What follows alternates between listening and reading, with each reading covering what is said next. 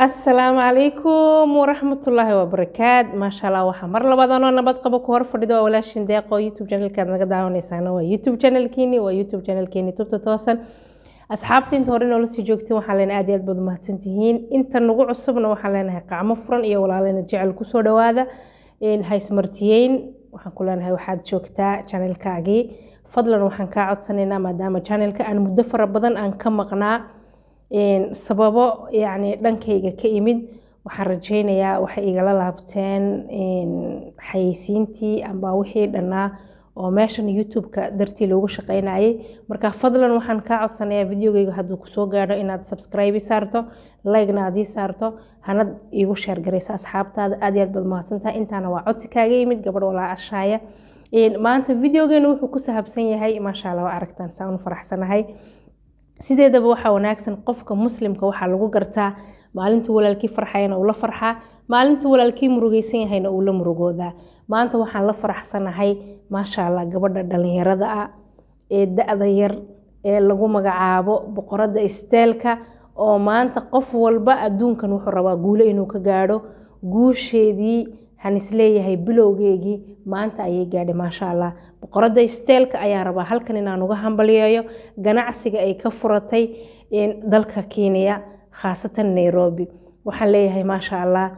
horta gabadha aniga aad iyo aad baan u jeclahay waa gabadh yar oo asturan waa gabadh yar oo inta aan social media aan ku jiro hanan ka arkin iyada oo wali qof ay isku dhagsan yihiin dad means in ay tahay gabadhaasi qof wanaagsan waxaan rabaa inaan halkan hambaliyo aan ka dhaho maasha Allah aad iyo aad ayaan ugu faraxsanahay yani farxad darteed ayay goyn kari weyday farxad darteed ayay xarig jarkii ay jari kari weyday tiyo samiixa ay qacanta hayso maasha Allah hortaani gabdhaha Soomaaliyeed aad iyo aad baan ugu farxaa laakiin simida aan ka yaabanahay waxay tahay in aaway wiilashii Soomaaliyeed ma waxay rabaan inay gabdhihii u soo shaqeeyaan oo iyaga guryaha fadhiyaan iyo fadhi ku darirka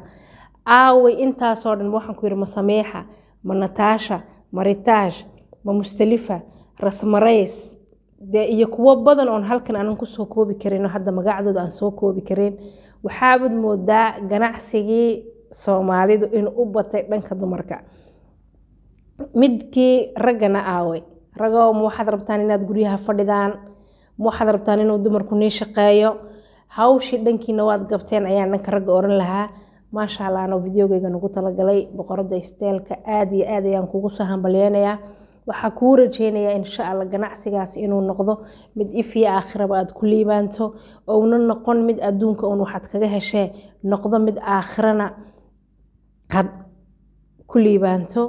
aad iyo aad ayaan kugu hambalyeynaya maasha Allah guusha aad gaadhay waxaan rajeynayaa gabadh kasta oo Soomaaliyeed oo maanta suuqa amba ganacsi uga furan yahay inaanad ilaawin hawshii reerkaaga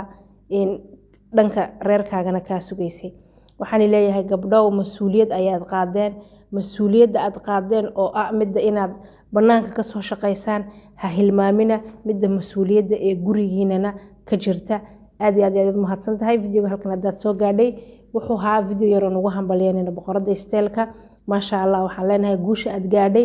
iyo in ka badan ba Allah ku gaarsiiyo subxaanahu wa ta'ala gabadhaasi waxay ku gaadhay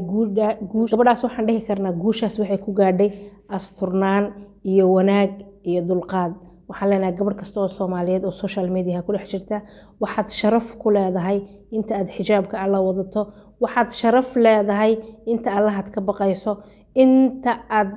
is asturayso waxaan leeyahay gabdhaha Soomaaliyeed dhamaantood